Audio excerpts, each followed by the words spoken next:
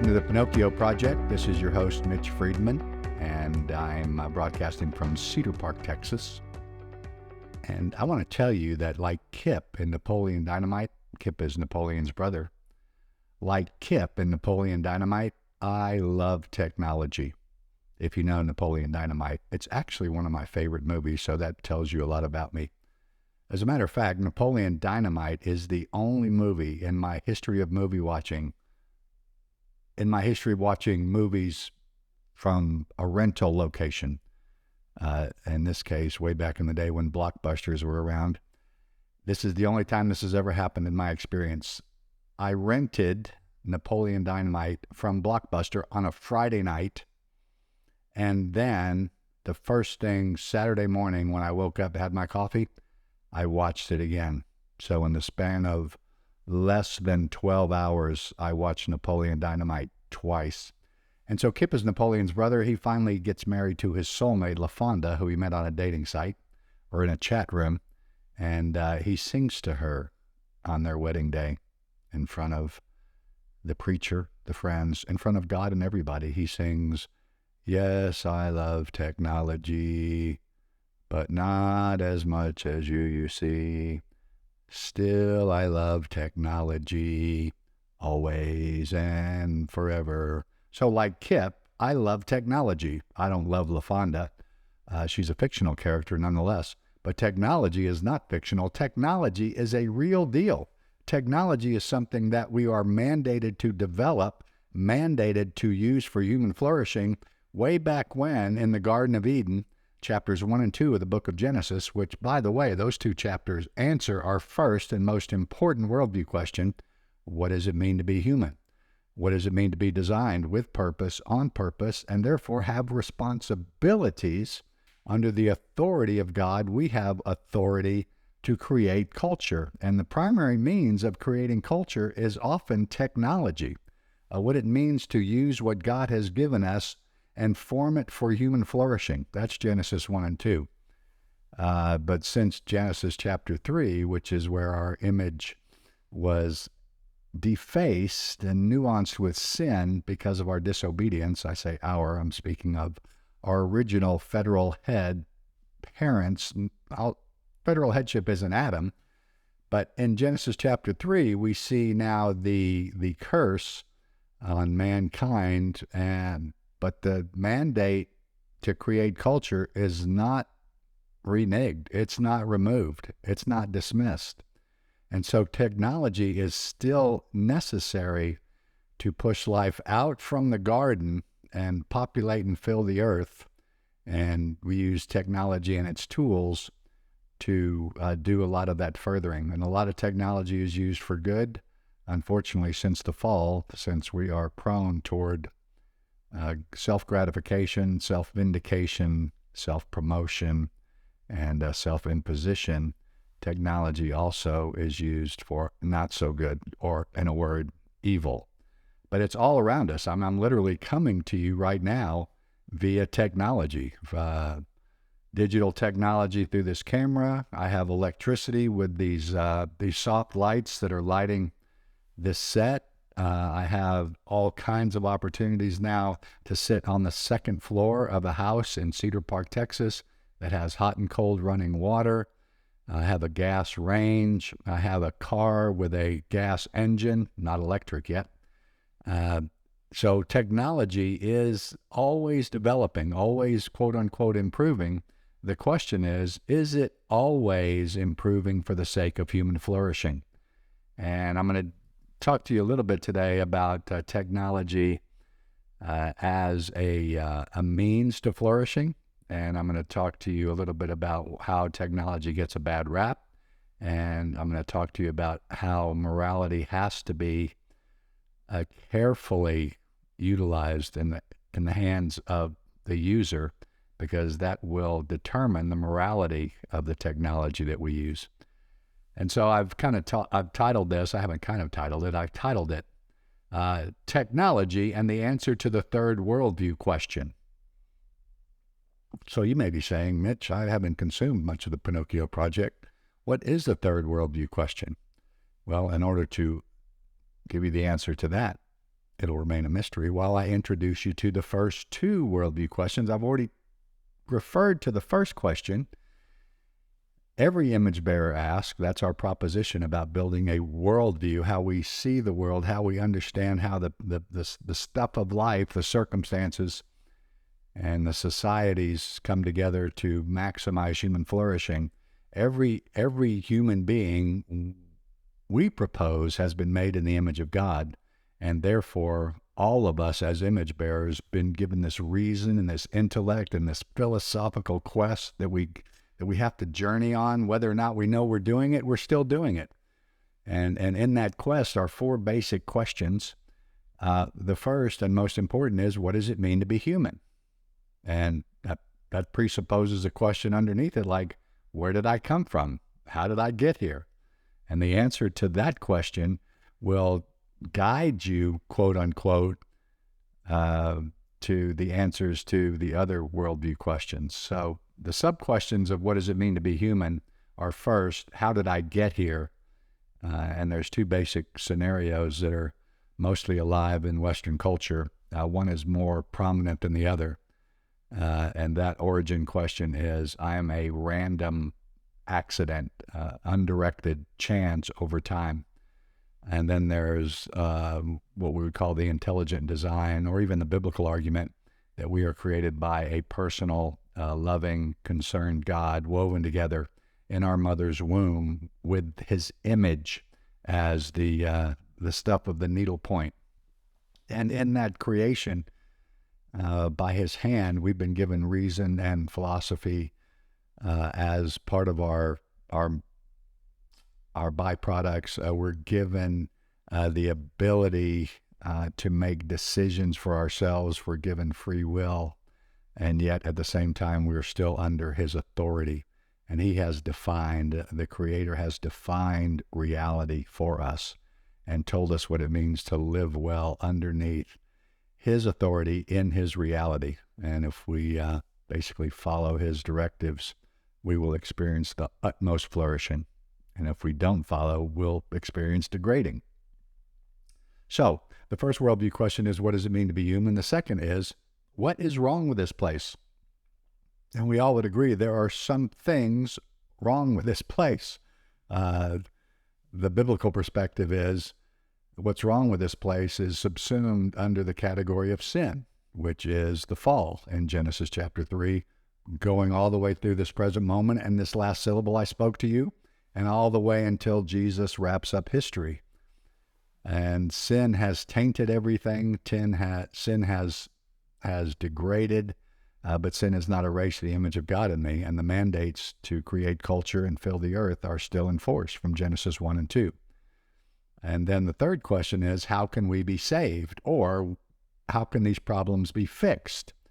And from a biblical perspective, the answer is Jesus Christ has now come and given us our humanity back, plus some, by giving us his Holy Spirit. When we say yes to Jesus, we have now a refreshed humanity. The letter to the Corinthian church, the second one, which is actually the third one, no time for that conversation now, that Paul wrote to the church in Corinth in chapter 5, verse 17, Paul says, if anyone is in Christ, that person is a new creation. And so the fallen image bearer still lives in the tent with a predisposition to sin, but now it's a new creation that's invaded. If any person is in Christ, that person is a new creation. Old things have passed away, and check it out, all things are becoming new. Really good news. And that really good news of the new creation now empowers us to live effectively way back into those original mandates of creating culture, or now refreshing, redeeming, restoring culture, and still filling the earth with image bearers. And then the fourth question is, where is this all going? And it's going to a wrap-up of history as God's narrative, the Bible, now culminates in what we call restoration. We're in the already promised, while we're still in this fleshly tent, still in this body, and it's the not yet of God ushering us into the vivid life that's promised in Revelation 21 and 22. So what does it mean to be human? What's wrong with this place?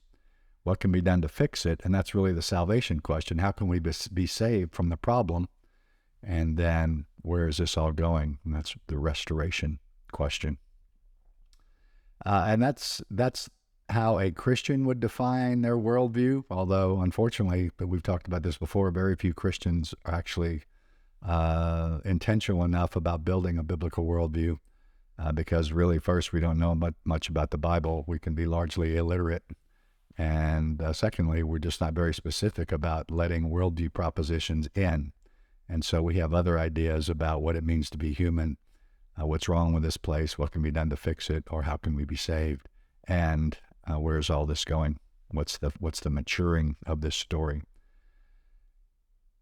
And so the answer to the third worldview question, what can be done to fix the problems, or can we be saved, is largely answered in this present day with technology. Technology will save us. And I want to refer you to, I'll put it in the show notes. It was so interesting. Billy Graham did a TED Talk in the Silicon Valley, which is the hub of humanistic dependence on all things scientific and technological. Not much need for God in that valley as far as these companies go and their own worldviews. But Billy Graham was invited in to do a TED Talk in 1998. And I'll put this on the show notes. This is what catalyzed my thinking about this episode, I don't know, a couple of months back. But I've kind of taken it upon myself to do a review of technology and answer the question, can technology save us? And so that's the title of this episode. It's Technology's Tall Tale.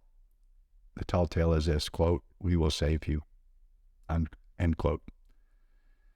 Actually, we need to cut tech a break because tech is not a person, so tech can't make any moral decisions. Tech is neutral, just like money is neutral. It doesn't do good or it doesn't do evil. It has no volition. It has no will. We often misquote the passage from 1 Timothy chapter 6 when we misquote it when we say, quote, "Money is the root of all evil." That's an inaccurate quote that doesn't even make sense, but it quotes the Bible inaccurately. The text actually says, Paul to his young protege Timothy, the love of money is the root of all evil. And Paul then talks about the damaging, destructive effects of greed, actually causing people to wander from their faith and be pierced through with many griefs. So just like money is amoral, so is tech. The dictionary definition of technology is this: technology is the application of scientific knowledge to the practical aims of human life. So practical aims is the key operative term here. What are human beings planning to do with technology? What are our aims? The application of scientific knowledge to the practical aims of human life, or as it is sometimes phrased,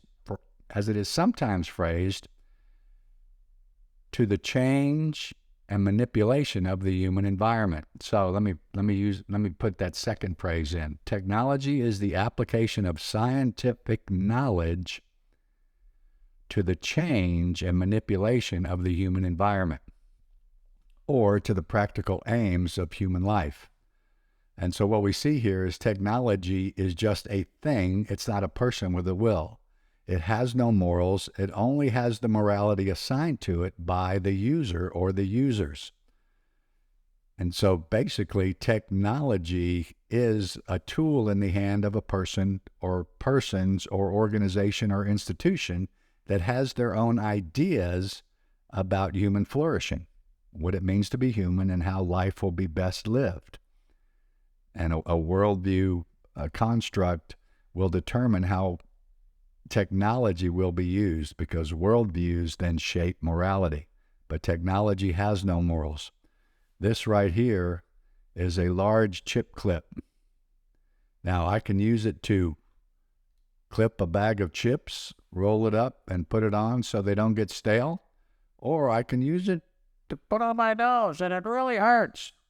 So you would say, if I did it to you, Mitch, that was wrong, that was immoral. You say, Mitch, you did it to yourself, You're just stupid. But this has no morals. It is technology, though. It is the application of scientific knowledge. It's a spring-loaded lever that has been developed for a specific purpose. So technology is moral only when utilized to the practical aims of the worldview agenda of the one using it. And I think that's important to understand. Unfortunately for us, many times the morality or the ethics of technology as it advances is left in the dust of its first practical use, meaning the question becomes, well, we can do something. Why shouldn't we just do it? That should needs to be considered before we decide that we are going to do it. So just because we can do something technologically doesn't necessarily mean we should. But that question is often parked while we just start doing what it is that technology has now provided. We're so excited with this advancement that often we don't think about the ethical or moral implications until way down the line when damage is already being done, or when the culture has now accepted what this technology can do without full consideration of the moral consequences. And I could talk about a few things. I'll probably do that in just a second. So let's go back to Genesis 1 and 2 real quick and talk about technology. God says in Genesis 1 that his new image bearers, male and female, designed with purpose, on purpose, to fill the earth and rule over it, to have dominion. That's a proper stewardship. It's not a tyrannical superintendence. It's not an abuse of the environment. We are to have dominion. We are to be God's authority under his authority, so that his creation is ruled and reigned over appropriately. And so Adam is told in Genesis chapter 2 to work the garden, but we have no record of garden tech. As Adam is working the garden, what's bounded by the 4 rivers that we see described in Genesis 2, there is no garden tech, because I'm confident that no tools were needed necessarily, because there was no difficulty in working the garden. There was no need for aerators. There was no need for garden rakes. There was no need to hoe out rocks or to use a sharpshooter shovel. There was no need to throw seed. There was no need to have an irrigation system, because everything was absolutely paradisical. Like, that's not paradise hanging in your window. It's paradise. And as I've said before, I think I've said it here, that my sense of what I see in Genesis 1 and 2 before the fall, before the curse, was that Adam's working the garden, just looked around and said, please flourish. And so we have no record of garden tech in creation. I don't know if you ever thought of it that way. So after the fall in Genesis 3, when our original mom and pop, our original mom and dad, Adam and Eve and Adam, they decided to have their own declaration of independence from God, and then became autonomous in their imagination, just like we are. And God cursed the earth.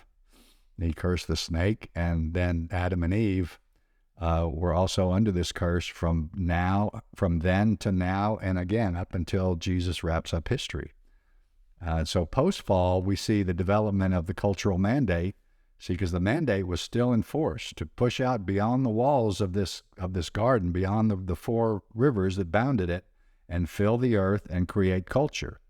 And so that's what we do. We take the stuff that God has given us and we make things from it.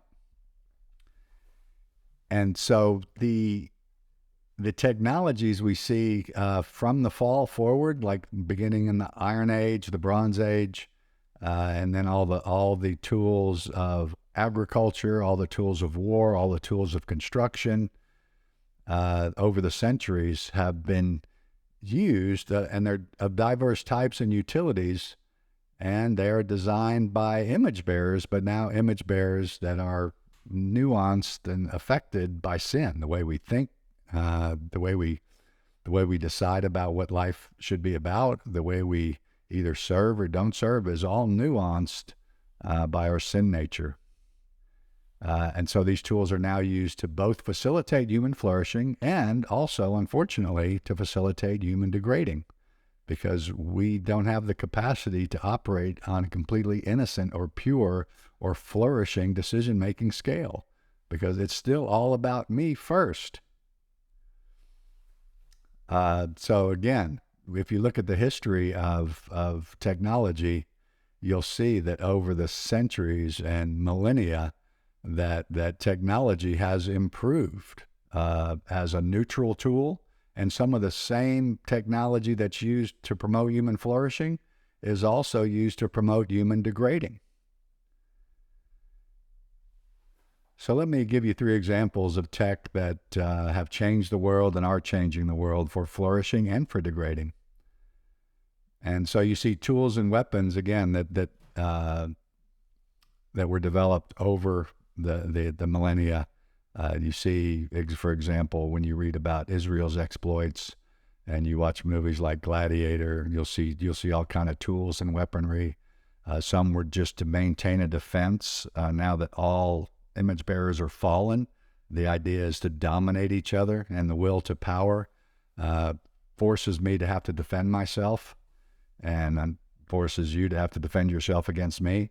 And so these tools for the making of weapons are used both for defense and for assault. And so that's one example of a tool that in the hand of someone who is a soldier that has to use it both for defense and for human destruction. Maybe one of the most recent that I want to highlight is in 1942, started August 13th during World War II, a collective of nuclear scientists came together and began what's called the Manhattan Project. And the Manhattan Project ultimately used the splitting of the atom for the purpose of not what we know to be anything like a nuclear power plant, but for the development of the atomic bomb. And so those first 2 bombs, we could say in defense of our decision to drop those bombs, but those 2 bombs were used to decimate innocent civilians in the towns of Nagasaki and Hiroshima on the island of Japan. Japan was one of the Axis powers, and they were going to resist surrender to the very last man. And so it was decided in the Allied powers that we would really kind of force them to bend the knee and surrender if we just decimated these two cities, and that's what we did. So what could be used in an amazing way of technological development, the splitting of the atom, and every development that moved on from there was used for the utter degradation and destruction of human life. Another example I like to point out is the invention of the printing press. The printing press was invented at a time, I'm speaking of church history now first, where there was no way to replicate the Bible. And so there were some scribes and some reproduction rooms, and the Bible was just so rarely distributed outside the clergy that the common man and woman, the common believer, had no access to it. And that's a bad thing. And what tended to happen over time, especially in the Catholic Church, which was the majority church at the time because the Protestant Reformation hadn't really come into full bloom, was that people were dependent on the growingly oppressive ways of the clergy for their Bible teaching. And if you're someone who is a Bible reader, just imagine having to listen to somebody teach you the Bible and tell you what it was about, not because you didn't have one and didn't want to read it, but because you didn't have one available to you, so you just trusted them and whatever they said. Gosh, that might be exactly what it's like. This is a sidebar. Exactly what it's like for those of us who go to church and listen to men and women teach in various contexts. and we have no knowledge of the Bible ourselves. Ooh, we're kind of at their mercy, aren't we? Well, before the Gutenberg Bible was produced on the first printing press, that was actually the case. There was no Bible available. And so when the printing press was invented, the first Bible, called the Gutenberg, came off, and it was then available for distribution. Now, the church still wanted to maintain its power, so the message was still, you can't be trusted to read. Believe me, ladies and gentlemen of the church, you must be trusted to read for your own edification and to check what you're being taught. So the same printing apparatus that began with the original printing press is now just a rapid fire off the presses, and it's gone from actually print on page to digital form. And so the explosion of literature and illustration that is available now, and it can be used for things like broadcasting the Bible and sermons, is also used to degrade human beings, especially women, in the porn industry. And so this tech is neutral in and of itself. It can be used for flourishing and for degrading, and it is. And so another example is pharmaceutical and surgical procedures. So the technological advancement in medical care through drugs and surgery and its procedures and the equipment to do surgeries has been amazing over the past 150 years. Antibiotics, for example, in medical care and everything that's sprung there from antibiotic development. Surgeries to remove diseased organs, and just the efficiency and the crazy complex, really cultural mandate in force, and just a specific, magnificent potential being realized. I mean, we image bearers, we can do some stuff. We can dream some stuff, and we can engineer some stuff.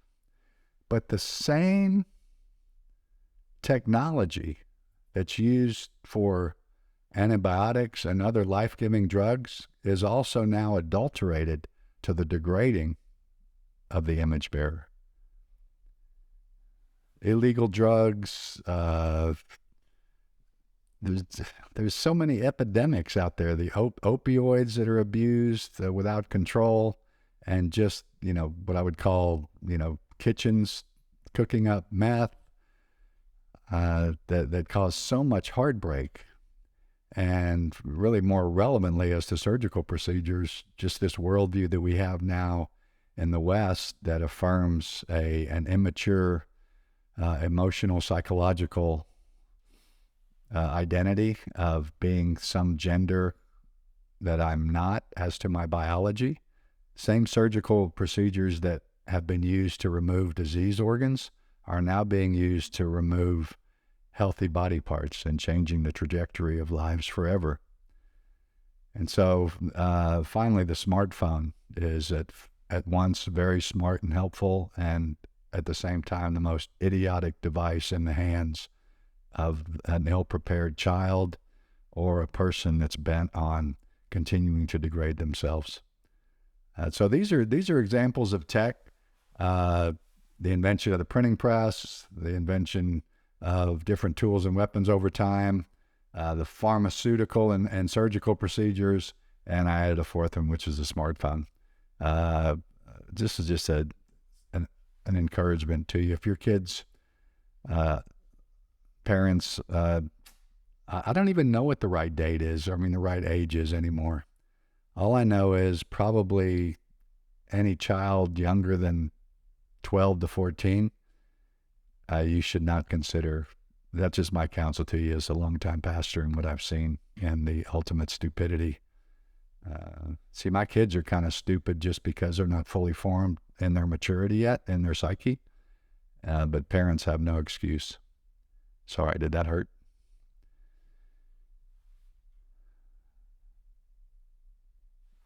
So as to what tech can do to save us, and we've just said that tech is amoral and neutral. But what tech can be used for to save us whether it's to lengthen our lives or change our gender, or to heal, or to make life easier, my microwave oven so I can eat quickly. Those are sub questions to the main question that we all have about what's wrong with this place, and that is the most imposing question on all of our minds and hearts, whether or not we admit it. And we spend a lot of time using tech to distract ourselves from it. But the most imposing question is the reality of death. There are three mega liabilities that have been in existence since the fall that will never, ever be changed by the tools of tech. One is the reality of human evil, not until Jesus returns. Two is the reality of human suffering, not alleviated until Jesus returns. And then the reality of death, which can be only alleviated by placing my faith in Jesus Christ and his finished work on the cross. So the reality of evil, the reality of suffering, and the reality of death. These are three mega liabilities that will never, ever be changed or alleviated by the tools of tech. Or will they? You see, there's some new tech on the scene. There's some new tech that was once science fiction just not too long ago, and now it's being seen as plausible and even possible, so that the reality of suffering and death can be alleviated without the need for God. We can keep the human as the top of the food chain. In an atheistic worldview, human beings are, in a contradictory way, both the top of the food chain and just like all the other animals. But we want to be the top of the food chain. We know that death is coming, which is an aspect of being made in God's image. We have that psychological, emotional, cognitive awareness. And it's funny that atheists, first atheists talk more about God, think more about God, and write more about God than most believers do. But they also hold on to this noble sort of badge of honor that we don't need to have a life after death. We're just going to live our best life now, and we can be noble while we're enjoying the fruits of just being on this short leash for a time, and then lights out. And if that's true, why all this energy now into supplanting death with what we call singularity or transhumanism? If you don't know much about it, you should. It is the full extension now that started with artificial intelligence and me talking to Alexa, but it's now taking on this whole entire worldview possibility where I can have my consciousness uploaded. I'm going to direct you to a blog. I'll put this blog in the show notes as well. The blog is titled, "Can We Cheat Death Via Mind Uploading?" From July 13th of 2022. And so what we see here is not some science fiction thing that comes out of, some Klingon idea in a Star Trek episode, although I have no idea what the Klingons were thinking about, because I'm not a Star Trek fan. Don't cancel me. But what we're thinking now is that this is not something out in the reaches of impossibility and fantasy. We're thinking that we can actually somehow absorb consciousness into a place where there's no physical deterioration and therefore live forever. And there's a variety of layers here. And I'd love for you to go and access this blog because it walks through all the nuances and ethical questions as well. So this is from degroiter.com. The blog is called, "Can We Cheat Death Via Mind Uploading?" This is the latest in tech designed to make sure that we do not have to experience lights out, loss of consciousness, flatline, done.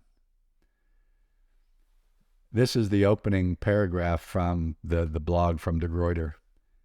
Can the sum of knowledge and experience we've accumulated over a lifetime live on after we die? The concept of, quote, mind uploading is a modern version of an age-old human dream. And I would offer that human dream is to live forever. Trans-Humanism hopes to not only enhance human capacities, but even transcend human limitations such as bodily death.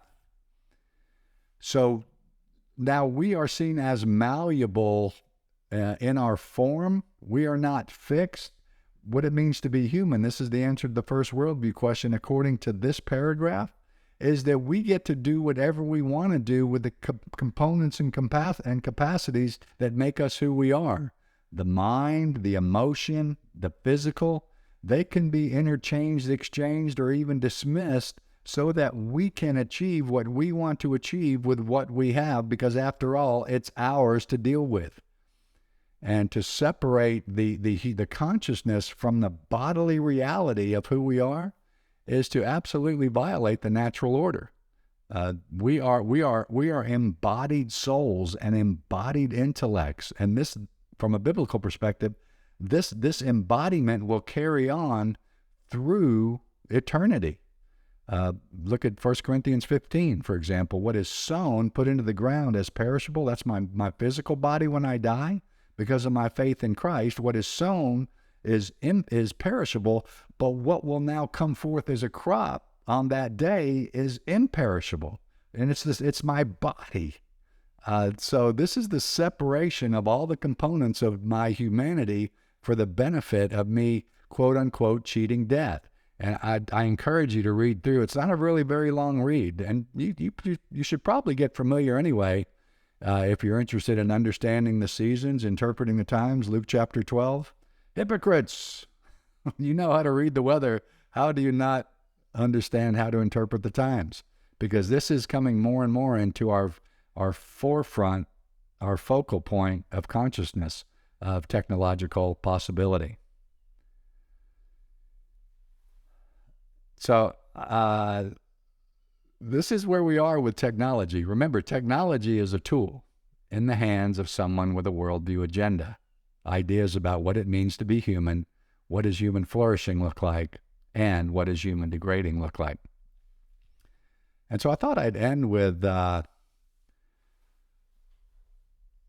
discussion of, if you'll allow it, I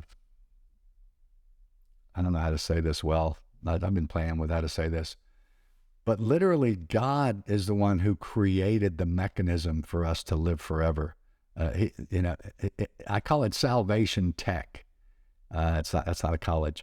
The tech of salvation, the high, advanced, unbelievably transcendent, metaphysical technology of salvation. He has a name. His name is Jesus. But just keep in mind, in this transhumanist movement, that everyone who denies the reality of a creator and denies the reality of a salvation through his son and denies the reality that there's any life outside of this still wants to live life beyond the lights out of this physical body. So the answer is not to look honestly at what's been done through an intelligent design and look specifically at what my real problem is, the fact that I'm dying because of my sin, and then trusting the salvation tech offered. The real answer is just to dismiss all that and create something on my own through the technological means that we advanced human beings can conjure up so that my consciousness will live forever and there's no lights out for me. See, because that's an atheistic worldview. When the physical processes stop firing, it's lights out. But atheists show their image-bearing nature because they desire to not have a lights out and have their consciousness uploaded, quote unquote, into a singularity with a machine or a consciousness loaded into a computer. So even in rejection, the image of God shows through. The desire to live forever.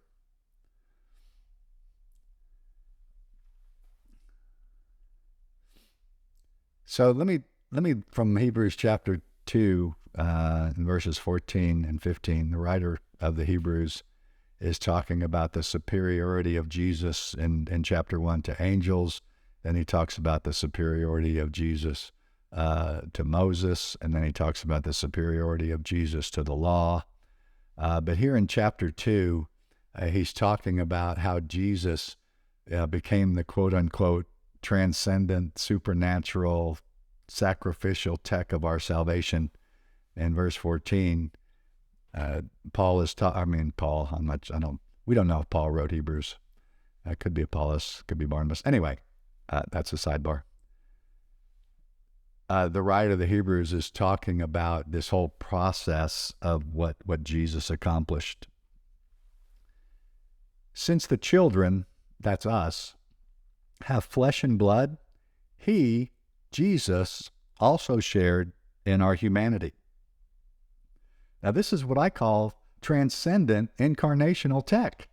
Because Jesus, if you look at Philippians chapter 2, he left heaven and was now practically made into a man. He came as a man so that he could identify with us. I know you probably never, maybe I'm blaspheming. It just helps me in the course of this conversation. I hope I'm not blaspheming. I think, if we look at the way technology is the practical outworking of what men can do so that flourishing can happen, Jesus Christ is the tech of God practically now offering us the most beautiful flourishing of all, forgiveness for our sin and security and confidence as we move through this world, offering life to others who were enslaved by this kind of slavery. Since the children have flesh and blood, he, Jesus, too shared in our humanity so that by his death, he might break the power of him who holds the power of death, that is, the devil, and free those who all their lives were held in slavery by their fear of death. This is an amazing, so stark and just so rich. God made him who knew no sin, now incarnated in humanity and still live a life without sin, so that in him we could become now the righteousness of God and our fear of death overcome by the promise we have through him and our faith and the reality of his resurrection. See, his resurrection changes everything. That's how he broke the power of him who holds the power of death. So I hope that's helpful. Here's the ultimate re-engineering. Revelation 21 and 22 opens with this. This is paradise now not in a garden, but in a city, the ultimate culture throughout the centuries. Timeline began with a garden and now re-engineered into an eternal city. And we are experiencing the timeline here along the way as God works everything out according to his promise. Revelation 21, verse 1. Then I saw the re-engineered, the new heaven and the new earth. For the first heaven and the first earth had passed away, and there was no longer any sea.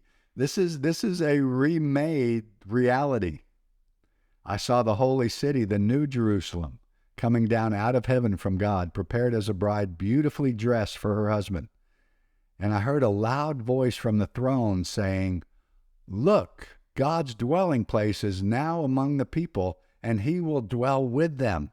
They will be his people, and God himself will be with them and be their God." Remember Genesis 1 and 2? In the beginning, God walked with Adam and Eve in the cool of the day in the garden. And now God is now living after all this timeline and all this fulfillment of all of his promises. God is now dwelling with us again in this re-engineered paradise called the New Jerusalem, the holy city. And here are the outcomes. He will wipe every tear from their eyes. There will be no more death. And we're not talking about some consciousness uploading. We're talking about the full embodiment of how we were originally made. There will be no more death or mourning or crying or pain, for the old order of things has passed away. This is the ultimate re-engineering. From paradise in the garden, all the way through the reality of God working through the curse and through his promise of redemption. All four of the worldview questions now answered at the telos, or the end, the destination point. with this new city coming down so that he may live with us forever. And ultimately now, in this vivid life, there will be no more death. God is the ultimate technocrat. He does technology perfectly. For the Pinocchio Project, this is Mitch Friedman signing off.